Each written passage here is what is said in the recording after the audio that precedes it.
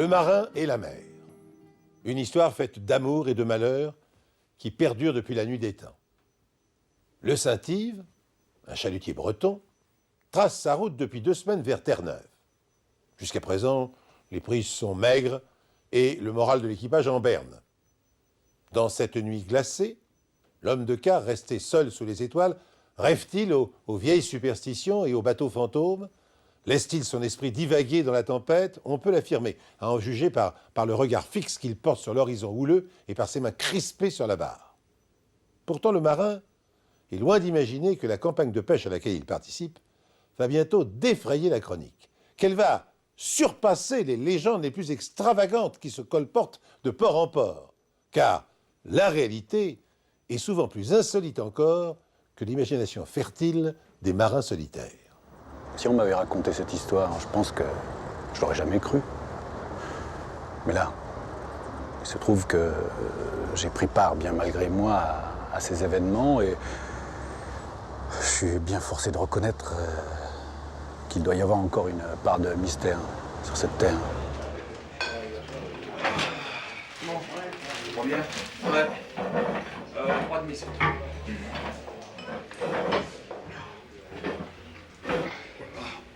Moi, j'étais second sur le Saint-Yves. C'était la première fois que j'occupais ce poste. Vous imaginez un peu comment j'étais nerveux. Tu faisais bourde sur bourde. Mais on lui en tenait pas rigueur, on le connaît bien, notre Marcel. Toujours prêt à payer sa tournée. Et il tombait une putain de brune depuis 3 jours. C'était pas compliqué, on n'y voyait rien à 20 mètres. Nous, on aurait déjà fait demi-tour hein, si on n'avait pas eu les radars. Faut voir aussi le capitaine qu'on avait, Yann Crozier. Ouais.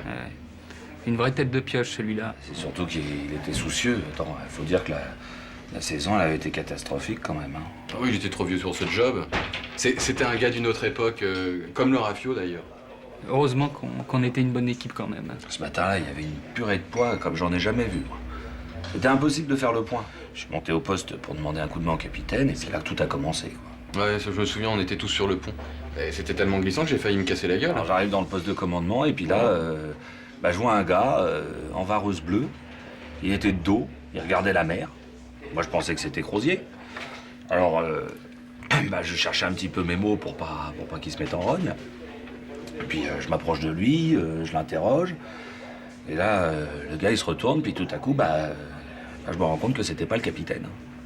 Et puis rien du tout, hein. Y a rien à faire, hein. C'était pas un gars de l'équipage. Hein. Ça, moi, je connaissais pas cette tête-là. Et puis, il était trop bien habillé, de toute façon. Marcel Lodisquier se glace d'effroi. L'homme qui lui fait face lui est parfaitement étranger. Il ne l'a jamais vu à bord, il en est sûr. Après 2 semaines de navigation, Marcel est naturellement capable de désigner chaque membre de l'équipage par son nom ou par son sobriquet. La fatigue, le chauchen dans le café, lui aurait-il brouillé l'esprit? Il scrute l'inconnu attentivement. Il est grand, distingué, imperturbable. Il est âgé d'une 40aine d'années, porte une barbe noire. L'intensité de son regard est hypnotique. Pétrifié, Marcel n'a pas la force de lui demander qui il est et ce qu'il fait là. Les 2 hommes se dévisagent en silence et Lodisquier ressent soudain un étrange et inexplicable sentiment de culpabilité. Je crois que j'ai dit un truc dans le genre « Excusez-moi, monsieur ». Je suis sorti sans demander mon reste. Hein. Non, j'étais complètement déboussolé, moi. Puis alors, les autres marins, ils continuaient de bosser, comme si tout ça c'était normal. Alors, il y avait le capitaine qui parlait, il était debout sur le pont inférieur. Je me suis approché de lui, en me demandant vraiment si j'avais pas rêvé. Je me souviens, il avait le visage tout blanc quand il a interrompu le capitaine. C'est sûr, Yann Crozier, il aimait pas beaucoup qu'on le dérange. Il t'a fusillé du regard et toi tu t'es empêtré dans des explications. Attends, moi je savais pas comment lui expliquer, t'es marrant. Je vois un gars élégant, un grand, dans la cabine, mec que je connaissais pas. Même moi j'y croyais pas. Enfin, comment c'était possible qu'on embarque un passager clandestin sur le Saint-Yves? Même un gosse de 4 ans, il pourrait pas s'y planquer.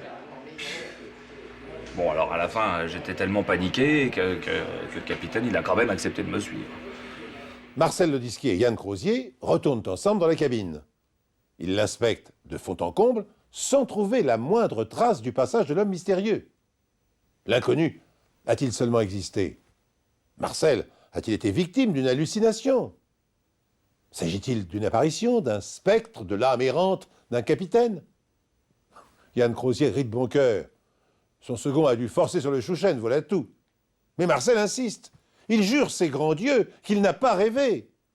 Cependant, tout en plaidant énergiquement sa cause, un doute s'installe dans son esprit.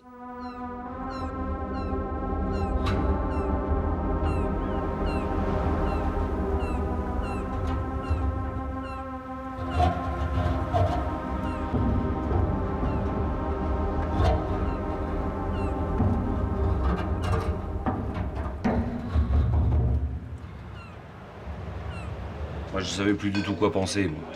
Bon, c'est vrai que j'étais stressé par mon nouveau poste. Enfin, de là à aller inventer des passagers clandestins, quand même. Puis l'autre gars, il aurait très bien pu descendre par l'autre échelle quand il nous a vu arriver. Le poste de commandement était parfaitement rangé, comme à son habitude. Puis j'ai remarqué l'ardoise du capitaine posée près du tableau de bord. Et je lui ai donné sans rien dire. Ouais, c'était une de ses vieilles habitudes, ça. Il avait toujours une ardoise sous la main. Bah, il notait des choses où il faisait des calculs. Je me demandais si je m'en étais servi. Il m'a dit ça comme ça, sans réfléchir. Moi, j'ai une écriture de chat. Alors que là, les lettres, elles étaient bien formées, bien rondes, enfin, à l'ancienne, vous voyez, quoi. Ouais, j'ai lu le texte par-dessus l'épaule du capitaine. Et il disait juste gouverner Nord-Ouest. Alors, c'était bien la preuve qu'il y avait quelqu'un à bord, quand même, hein. Un clandestin ou un autre truc de moins catholique que ça. N'importe quel marin, il aurait eu les cheveux dressés sur la tête. Mais ça, c'était pas dans les habitudes de Crozier. Ah non, lui, il est resté calme, il nous a demandé de pas bouger, et puis il a été rassemblé tout le reste de l'équipage.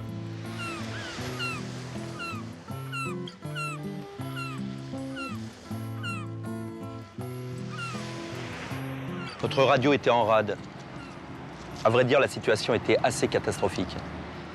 Ça faisait 12 jours que le Notre-Dame des Mers était pris en étau entre deux plaques de glace.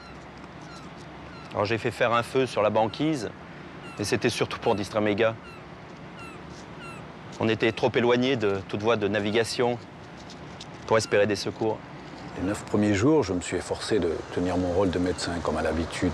Je montrais aux marins les techniques pour résister au froid. Bien sûr, j'étais conscient de la gravité de la situation, mais je m'efforçais de ne pas le montrer. C'est le 10e jour que tout a basculé pour moi. L'événement a eu lieu au matin du 10e jour. Le docteur Rosemar était absent lors du petit déjeuner. Alors, je suis descendu à sa cabine, inquiet. Il était étendu sur le sol, plongé dans un profond sommeil proche du coma. J'étais très attaché à mon métier à l'époque, mais aujourd'hui, après ce que j'ai vécu, je ne suis pas sûr de pouvoir remettre les pieds sur un bateau. Bah, à ce moment-là, il y avait juste le capitaine en face de nous qui nous demandait d'écrire gouverner Nord-Ouest sur un bout de papier. Il a bien vu tout de suite que le message, c'est pas nous qui l'avions écrit. Hein. Non, ça c'est sûr, aucun de nous, c'était pas possible. Parce qu'en fait, l'écriture, c'était plutôt l'écriture d'un homme de lettres, hein, pas celle d'un marin breton. Enfin, il n'y avait pas besoin de faire un dessin pour comprendre que tout ça, c'était pas naturel, hein. Alors c'est vrai qu'on commençait à se dire entre nous que Marcel, il avait rencontré un fantôme. Je peux vous dire que c'était pas rassurant. Et les fouilles n'ont servi absolument à rien. Il n'y avait aucun signe de clandestin à bord, pas la moindre couverture laissée à l'abandon, ni déchets de nourriture, ni rien de ce genre. On était tous là, debout, dans la brume, comme des sémaphores. On attendait que le capitaine nous donne un ordre, n'importe lequel. Moi, je l'avais jamais vu aussi sérieux. Mais je crois qu'il a eu une intuition, en fait.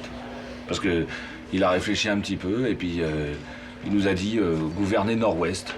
Puis c'est tout. L'ordre du capitaine est sans appel. Gouverner Nord-Ouest. Ce déroutage signifie pour les marins qu'ils vont devoir affronter les bourrasques de vent glacé et les premiers icebergs. Mais vont-ils pour autant percer le mystère de la présence de l'inconnu à bord et la signification du message qu'il a laissé? Les hommes en doutent, sans oser protester. Le capitaine Crozier semble si sûr de lui, comme guidé par une force qui le dépasse, comme mu par une fulgurante intuition. Durant 2 jours, la vigie scrute en vain la mer déserte.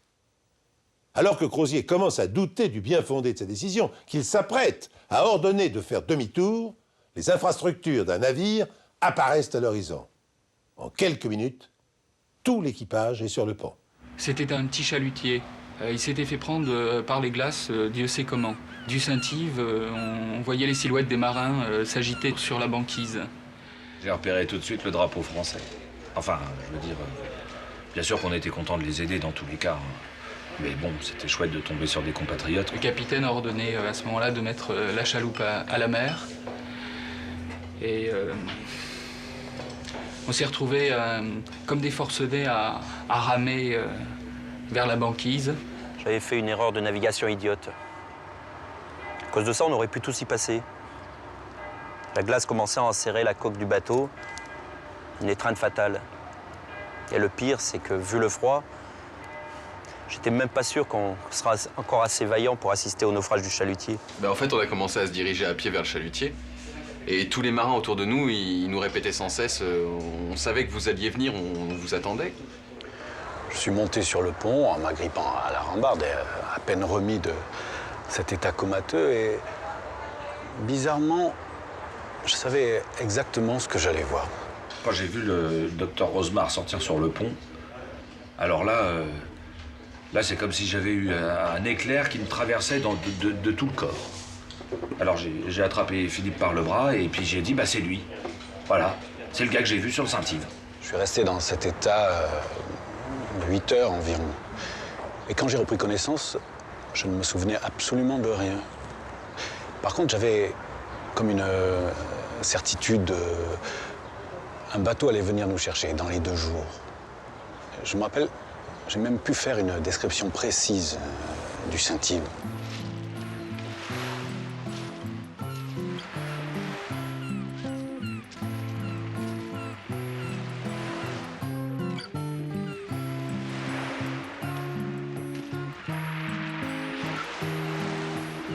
Lorsque le docteur Rosemar émerge du coma, il n'a aucun souvenir.